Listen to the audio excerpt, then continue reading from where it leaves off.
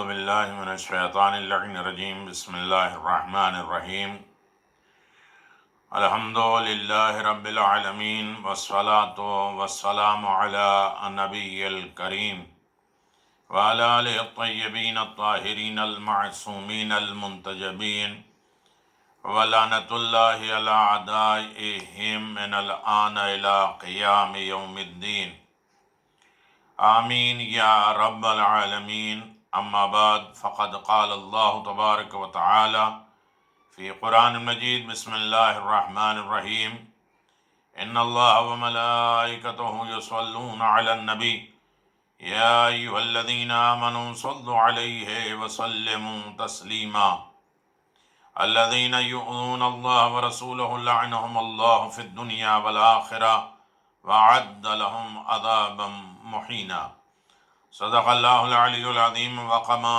قال عز وشان بسم اللہ الرحمن الرحیم قل هو اللہ احد اللہ الصمد لم یلد ولم یولد ولم یکن له کفوا احد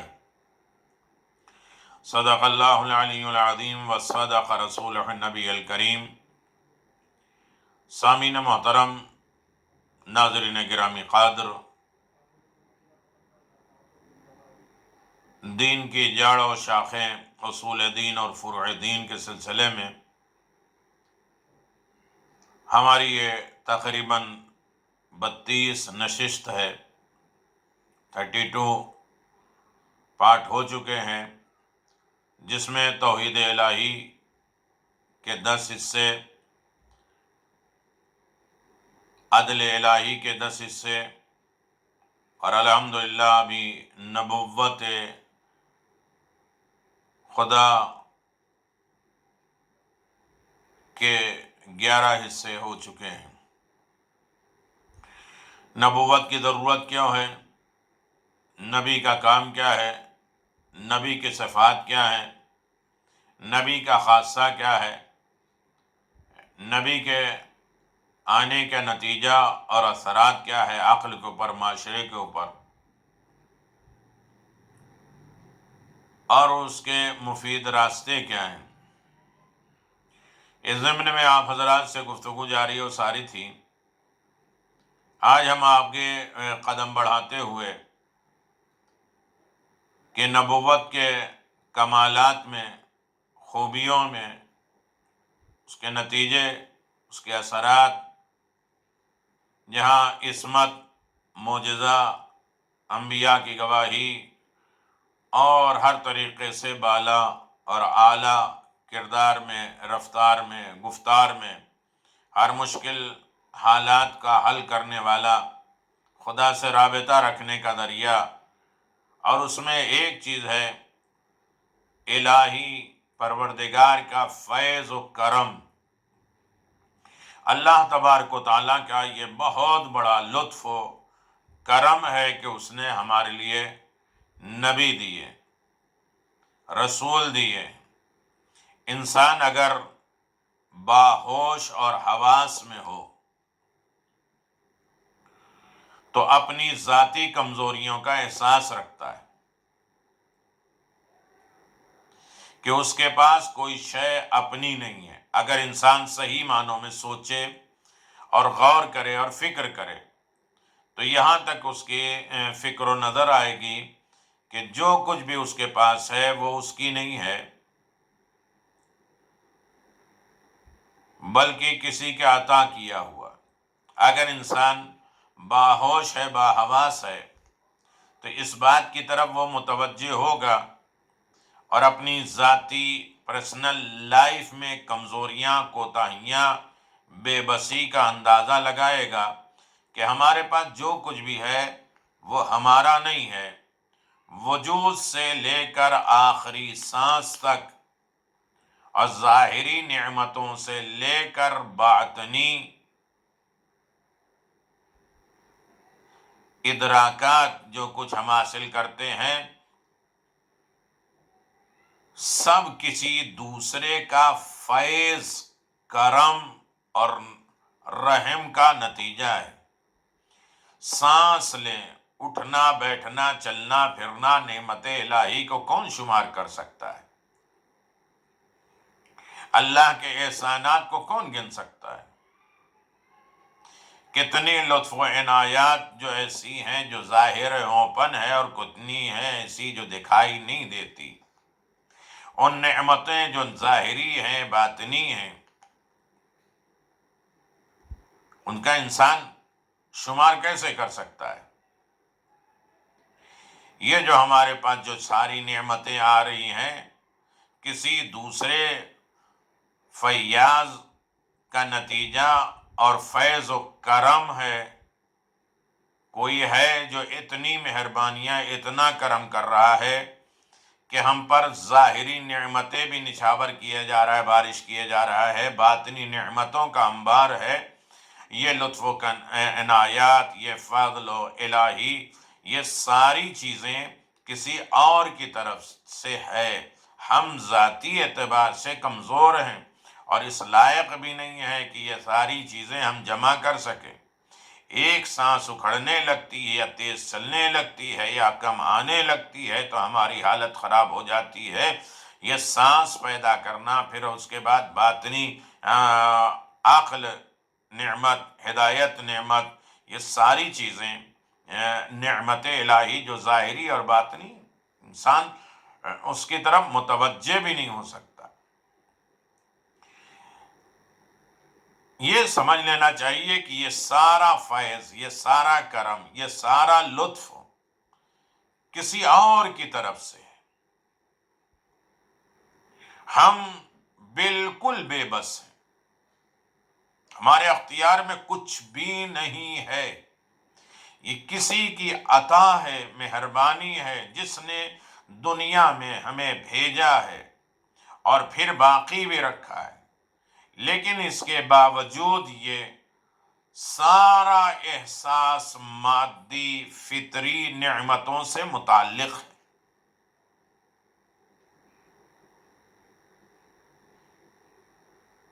جس نے دنیا میں ہمیں بھیجا، جس نے ہمیں باقی رکھا، لیکن اس کے باوجود یہ سارا احساس مادی اور فطری نعمت سے متعلق ہے۔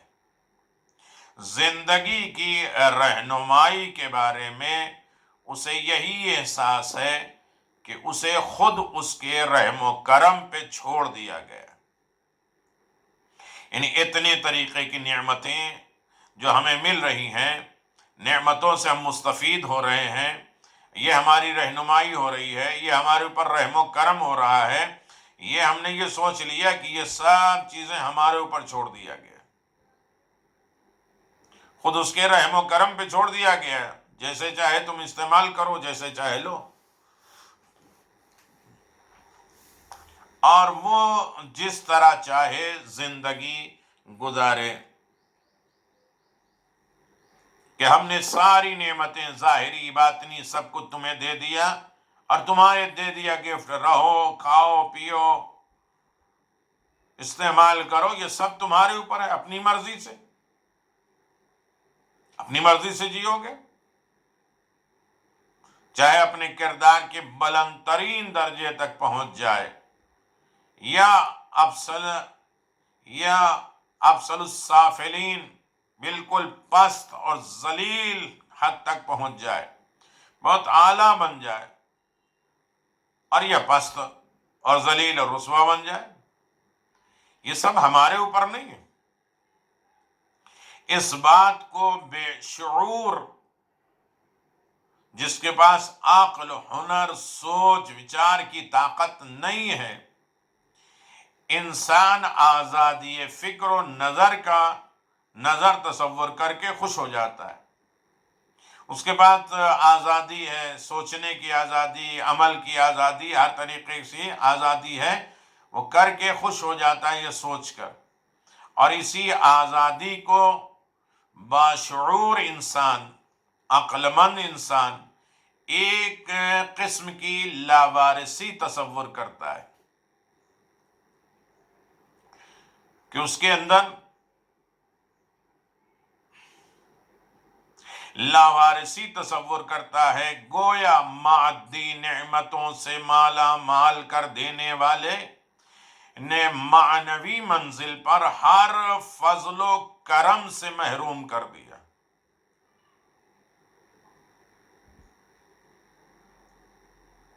دیکھو، لاوارسی تصور کرنے کے بعد انسان کو اس کے ناقص عقل کے حوالے کر دیا، لیکن اسے احساس کے ساتھ اگر عقیدہ نبوت کو بھی شامل کر لیا جائے تو یہ احساس محرومی اطمینان قلب میں تبدیل ہو جائے گا۔ آج جو یہ احساس ہے یہ محرومیت کا ہے کہ انسان کے پاس عقل ناقص ہے، یہ فضل و عنایات الہی جو عطائے مہربانی پروردگار ہے، اور یہ انسان کے پاس کھوٹی عقل جو کامل عقل نہیں ہے، اس کے علاوہ یہ ساری نعمتیں دے دی جائیں۔ لیکن اسی احساس کے ساتھ اگر عقیدہ نبوت کو بھی انسان انوالو کر لے، شامل کر لے، تو یہ احساس محرومی اطمینان قلب میں تبدیل ہو جاتا ہے، اور انسان کو یہ یقین پیدا ہو جاتا ہے کہ پیدا کرنے والے کا فضل و کرم مسلسل جاری ہے، مسلسل جاری ہے۔ پیدا کرنے والے کا فضل و کرم مسلسل جاری ہے، اور وہ کسی مرحلے پر بھی اپنے بندے کو مایوس یا محروم نہیں چھوڑتا۔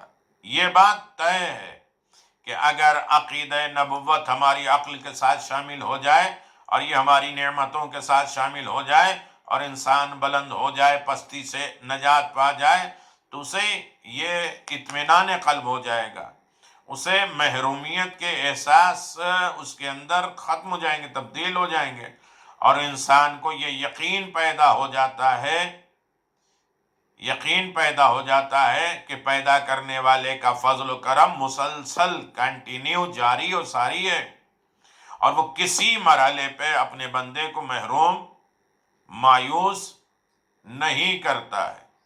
یہ طے ہے کہ اللہ کا فضل و کرم ہمیشہ جاری و ساری ہے نبوت کے ساتھ۔ نبوت کے طرف سے ہدایتیں، صراط مستقیم، صحیح راستہ، اطمینان قلب کی منزل تک پہنچانا، یہ ساری دولت اللہ نے عقل کے ساتھ نبوت کے ذریعے ہمیں کامل کیا ہے، اور ہمیں کسی طریقے سے محروم اور مایوس نہیں کیا ہے، نہیں رکھا ہے۔ اس کے آگے اگر گفتگو کیا جائے اور بات کیا جائے کہ اللہ تبارک و تعالیٰ کا یہ احسان، یہ کرم انسان سوچ بھی نہیں سکتا، خیال بھی نہیں کر سکتا، کہ آپ دیکھیں کہ اگر نبوت کا سلسلہ فیض الہی ہے، کرم پروردگار ہے، لطف الہی ہے، اور ہماری ظاہری اور باطنی نعمتوں کی رہنمائی کرنے کا بہترین وسیلہ ہے، اور اطمینان قلب پیدا کرنے کا بہترین ذریعہ ہے، یہ فیض و کرم الہی جو نبوت کے ذریعے جاری و ساری ہوتی ہے۔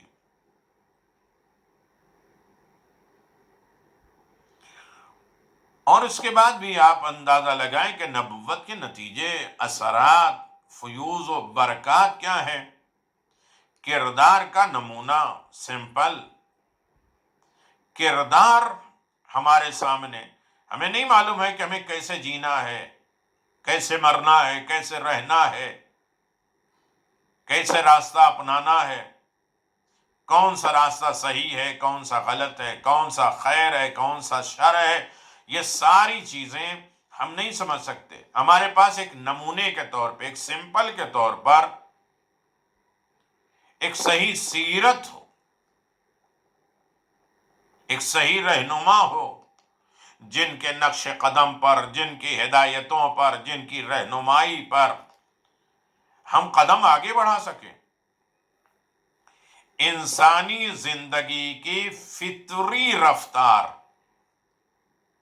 نیچر والی زندگی، جو انسان کی بھاگم دوڑ زندگی چل رہی ہے، وہ زبانی تعلیمات سے کم سیکھتا ہے۔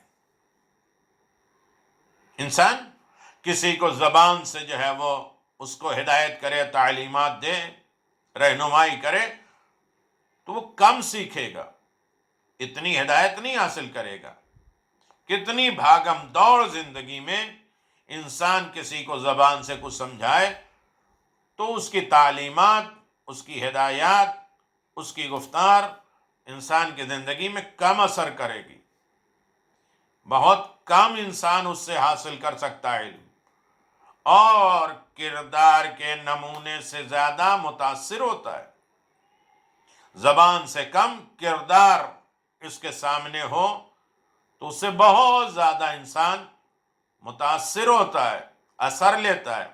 اور یہی وجہ ہے کہ جب کردار تعلیمات سے الگ ہو، جب کردار تعلیمات، ہدایات اور ایجوکیشن سے الگ ہو جاتا ہے تو ذہن انتشار اور پراگندگی، ڈسٹرب کا شکار ہو جاتا ہے۔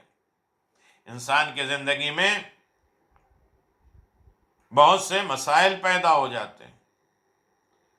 جہاں اس کے پاس کوئی رہنما، کوئی ہادی، کوئی بتانے والا، کوئی عملی زندگی گزارنے کا طریقہ سکھانے والا نہ ہو تو انسان کا ذہن ڈسٹرب رہتا ہے، ڈپریشن میں چلا جاتا ہے انسان کی زندگی میں خرافات، خرابیاں پیدا ہو جاتی ہیں، اور انسان کچھ بھی حاصل کرنے کے قابل نہیں رہ جاتا۔ انسان کی زندگی میں کوئی اچھائیاں، کوئی خوبیاں نہیں آ سکتی۔ مالک کائنات نے انسان کو ماں باپ کی گود میں اسی لیے رکھا کہ اس کے سامنے ایک نمونہ عمل ہو، اس کے سامنے ایک سمپل ہو، اس کے سامنے ایک گائیڈ کرنے والا ہو، اس کے سامنے ایک رہنما ہو۔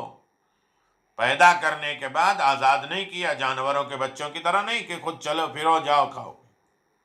مجبور بنایا، کمزور بنایا انسانوں کے بچوں کو، اور ماں کی اور باپ کی گود میں اسے رکھ کر ایک نمونہ عمل دے رہا ہے۔ اس کے سامنے بلوا رہے ہیں ماں باپ، چلوا رہے ہیں، کھلوا رہے ہیں، اس کے سارے طریقہ آ رہا ہے، اللہ، رسول، امام بتا رہے ہیں۔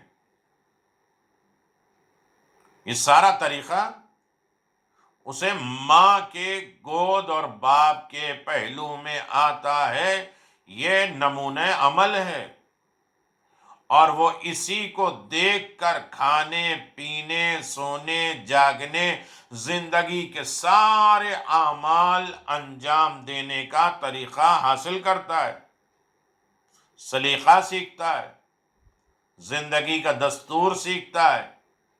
لیکن سوال یہ پیدا ہوتا ہے کہ بچے کو نمونہ عمل حاصل ہو گیا، بچے کو راہ راست مل گیا، بچے کی نگرانی ہو گئی، اسے دستور العمل سامنے آ گیا، اس کے سامنے ایک سیرت، ایک نمونہ آ گیا، اور اس نے زندگی کا سلیقہ سیکھ لیا۔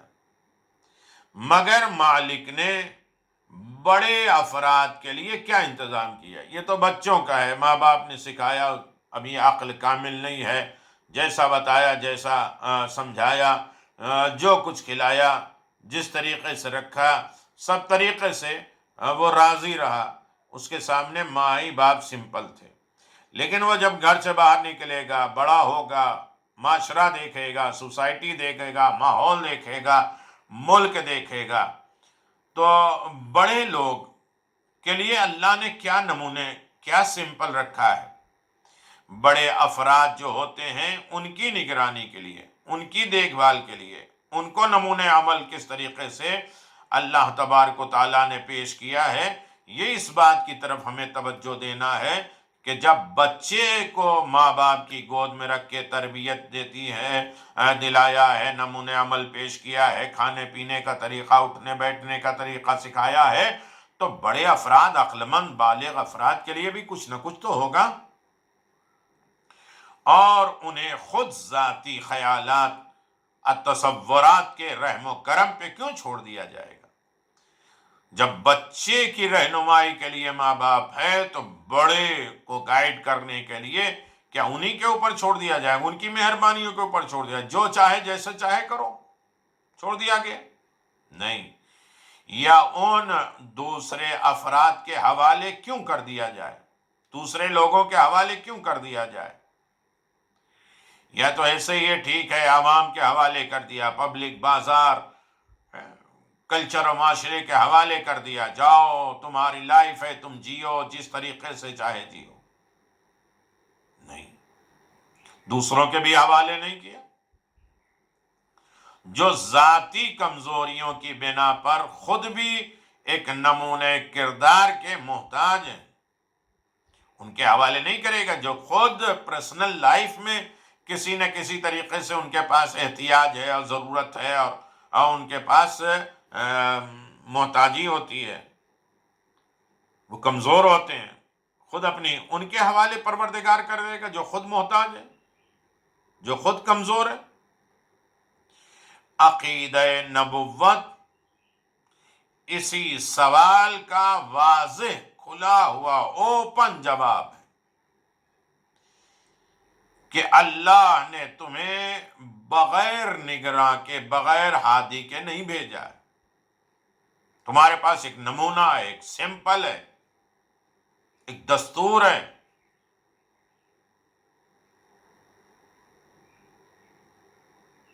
تعلیمات کردار کو لیے ایک نمونہ پیش کیا، جب بچپنا ہے تو ماں باپ کی گود میں دیا، بڑے ہونے کے بعد کیا لوگوں کے حوالے کر دیا جائے جو خود ذاتی اعتبار سے محتاج ہے، ضرورت مند ہے، کمزور ہے؟ اس کا جواب کیا ہے؟ اس کا جواب صرف عقیدہ نبوت، نبوت کا عقیدہ اسی سوال کا اوپن، بالکل کھلا ہوا جواب ہے کہ قدرت نے ہر دور میں، ہر زمانے میں ایک نمونے علم و عمل و کردار ضرور رکھا ہے۔ ایک سامنے سمپل علم، عمل، کردار اور رفتار کے لیے ایک سمپل سامنے ضرور رکھا ہے، آزاد نہیں چھوڑا، بلکہ نبوت کے عقیدہ رکھنے والے یہ جانتے ہیں کہ اللہ تبارک و تعالیٰ نے ایک نمونہ، ایک سمپل، ایک رہنما، کسی کی سیرت، علم و عمل و کردار ہمارے لیے رکھی ہے، جس کی روشنی میں انسان ترقی کے جملہ درجات، ہر طریقے کے درجات حاصل کر سکتا ہے، طے کر سکتا ہے، جو ہمارے علم، ہمارے عمل، ہمارے کردار کی رہنمائی کرے اور ہمیں درجہ بلندی تک لے جائے اور انسانیت کے کمال منزل تک پہنچائے۔ ان کی سیرت، نبوت کی سیرت، رہنما، ہادی اس لیے بھیجا ہے کہ وہ ہمیں درجات بلند کرائے، ہمیں بلند کرے، ہمارے عمل، ہمارے علم، ہمارے کردار کو آگے بڑھائیں اور انسانیت کی بلند ترین درجے تک پہنچا دیں۔ وہ نمونہ، وہ سمپل اس قدر بلند اور کامل ہوتا ہے کہ اگر وہ صاحب معراج ہے تو اپنی اتباع کرنے والے کو معراج مؤمن کی منزل تک پہنچا دیتا ہے۔ اللہ نے جو ہمیں دیا ہے ہادی اور رہبر، ہمارے سامنے سیرت اور نمونے پیش کیے ہیں علم، عمل، ہدایت کے لیے، انسان ان سے ہدایت لے کے بلند ہوتا جاتا ہے، درجات حاصل کر سکتا ہے، انسانیت کے کمال کی منزل تک پہنچا سکتا ہے۔ اگر وہ معراج جاتا ہے، پلک جھپکتے ہوئے بلندی حاصل کر لیتا ہے، تو وہ نمونہ ہے، اس کی اتباع کرنے والے، اس کے فالوور، اس کے چاہنے والے بھی معراج حاصل کر سکتے ہیں اور کرتے ہیں۔ اسی لیے اعلان ہے الصلاۃ معراج المؤمن، نماز مومن کی معراج ہے۔ پیغمبر اٹھے اور اس کے بعد خدا لے کے گئے اپنی بارگاہ میں، اپنی آیات، اپنی نشانیوں کا مشاہدہ کروایا، اور ہمیں بھی آواز دیا کہ بستر سے اٹھو، دکان سے اٹھو، کاروبار سے اٹھو، تمام تر معاملات چھوڑو، خدا کی بارگاہ میں آؤ اور خدا کی عبادت کرنے میں مشغول ہو جاؤ اور خدا وند عالم کو راضی کر لو۔ یہ عمل تمہارا معراج کی منزل پر پہنچ جائے گا۔ الصلاۃ معراج المؤمن، نماز مومن کی معراج ہے۔ اپنے طور پہ بھی نہیں پڑھنا، اس کے لیے بھی ہم نے سمپل دیا ہے، نمونہ دیا ہے۔ اصلی کما اسلمونی، کہتے ہیں کہ جس طریقے نماز ایسے پڑھو جس طرح ہمیں پڑھتے ہوئے دیکھ رہے ہو، کما رائے تم، جس طرح مجھے دیکھ رہے ہو اس طرح نماز پڑھو، تو تمہاری نماز بھی معراج ہو جائے گی اور معراج کی منزل پر تم فائز ہو جاؤ گے۔ معراج الہی حاصل کرنے کے لیے ایک ہمارے پاس نمونہ ہو، عملی نمونہ، کرداری نمونہ، اور بہترین کردار کے مالک نبی ہوتے ہیں، جو خدا کی نگرانی میں رہتے ہیں، وحی الہی کے پابند رہتے ہیں، عصمت ان کے پاس ہوتی ہے، معجزات ان کے پاس ہوتے ہیں، ہر طریقے کے پاور اور طاقت ان کے پاس ہوتے ہیں، کمال، ساری دولتیں، ہنر، سب کچھ ان کے پاس ہوتا ہے۔ وہ کسی سے محروم نہیں ہوتے، کسی کے محتاج نہیں ہوتے ہیں، کسی کی ضرورت نہیں پڑتی، اور اگر کسی کی ضرورت پڑ جائے تو وہ اللہ ہی کی طرف سے منسوب ہوگا۔ اب ابو طالب کا کام ابو طالب کا نہیں ہوگا، خدا کا ہوگا، اس لیے کہ خدا اپنی طرف سے اپنی پہچان کے لیے جو بھیج رہا ہے تو سارا انتظام اس کی طرف سے ہوگا۔ اب وہ پالے گا ہی، وہ رکھے گا ہی، وہ حفاظت کرے گا۔ اب اس کام میں کوئی بھی مدد کرے تو وہ خدا کی طرف سے ہے، اپنی ذاتی نہیں ہے۔ جب موسیٰ ایک دائے کے دودھ نہیں پی سکتے تو وہ ابو طالب کے گھر میں رہیں، ابو طالب کی گود میں رہیں، ابو طالب کا کھائیں پیئیں، ابو طالب کے گھر سے معراج ہو پروردگار کی، تو انتظام تو خدا کی طرف سے۔ ابو طالب کا عمل خدا کا عمل، خدا کی نگرانی میں ہو رہا ہے، خدا کے اشارے پہ ہو رہا ہے، خدا کے حکم پہ ہو رہا ہے۔ اگر ان تمام چیزوں میں انسان متوجہ ہو گیا کہ یقیناً پروردگار نے ہماری حفاظت کے لیے، ہماری نگرانی کے لیے، ہمیں اعلیٰ منزل تک پہنچانے کے لیے اس نے نبوت کا سلسلہ رکھا ہے، اعلیٰ کردار بنانے کے لیے ہمارے لیے اللہ تبارک و تعالیٰ نے بہترین وسیلہ بنایا ہے۔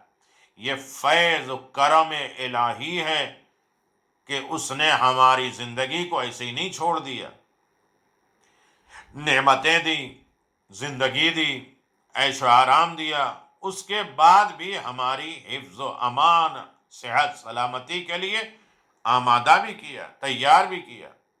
اگر ان منازلوں پر انسان توجہ کرے اور منزل کمال تک انسان پہنچ جائے تو اس کے سامنے ایک نمونہ بھی رکھا کہ تم بے بس نہ ہو، پریشان نہ ہو کہ ہم زندگی کیسے گزاریں، ہماری زندگی استوار کیسے ہو۔ تو ہمارے لیے اللہ نے جس طرح بچے کے لیے ماں باپ رکھا ہے، اسی طرح اللہ تبارک و تعالیٰ نے ہمارے لیے ایک سیرت رکھی، ایک نمونہ رکھا، علم، عمل، کردار، جس کی روشنی میں بلند ہوتے جا رہے، انسان بنتا جا رہا ہے، معراج کی منزلوں پہ فائز ہو رہا ہے، ہر طریقے کی ترقی حاصل کر رہا ہے۔ یہ کس بنیاد پر؟ یہ نمونے کی بنیاد پہ، کرم الہی کی بنیاد پر، یہ نبوت کے سلسلے کی بنیاد پر، جو ہماری ذاتی اور ہماری پرسنل لائف بھی انہی کی زیر نگرانی ہے اور انہی کی حفاظت میں ہے۔ اس طریقے کی نبوت کی ضرورت پڑتی ہے، نبوت کا کردار ہمیں سامنے رکھنا ہے، ہمیں ان کی اطاعت کرنا ہے، اتباع کرنا ہے، بلند ہو جانا ہے، معراج حاصل کر لینا ہے، اور اسی طریقے سے انسان کی زندگی میں معراج آتے جاتے ہیں اور انسان کامیابی اور کامرانی کے مراحل حاصل کرتا رہتا ہے۔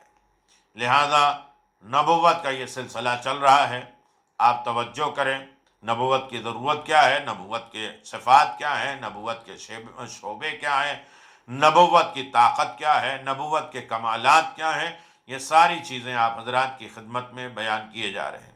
اب اس کے بعد انشاءاللہ نتیجے اور اثرات اور فائدے نبوت کے ہو جائیں تو پھر ہم خاتم النبیین رسول اور خاتم المرسلین کی طرف متوجہ ہوں گے۔ کچھ خاکہ انشاءاللہ بیان کیا جائے گا، ان خاکوں کے بعد پھر ہم لوگ جو ہے وہ سلسلے وار امامت کے سلسلے میں بات کریں گے، اور امامت کا مقام، رتبہ، درجہ کس طریقے سے باقی ہے، اور یہ بھی ایک الہی عہدہ ہے، نظام الہی ہے جس کا سلسلہ نبوت سے ہے، اور نبوت معین کرتی ہے، لیکن نبوت اور امامت کے درمیان میں جانے کا ایک وسیلہ ہے عصمت فاطمہ زہرا سلام اللہ علیہا۔ وہ درمیان میں وہ ہستی ہے جو نبوت کو امامت سے، امامت کو نبوت سے جوڑنے کا بہترین وسیلہ ہے۔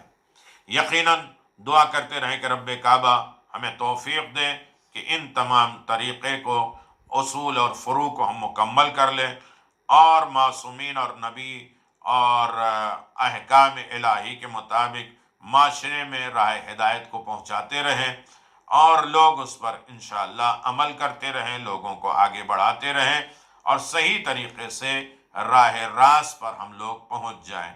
وآخر دعوانا ان الحمد للہ رب العالمین، وصلی اللہ علی نبی الکریم وعلی آلہ الطیبین الطاہرین برحمتک یا ارحم الراحمین۔ اللہم صلی علی محمد وآل محمد وعجل فرج آل محمد۔ انشاءاللہ پروگرام جاری و ساری ہے، آپ اسے متوجہ ہیں، اور دعا کرتے رہیں کہ یہ پروگرام مکمل تکمیل تک انشاءاللہ خیر خوبی کے ساتھ پہنچ جائے۔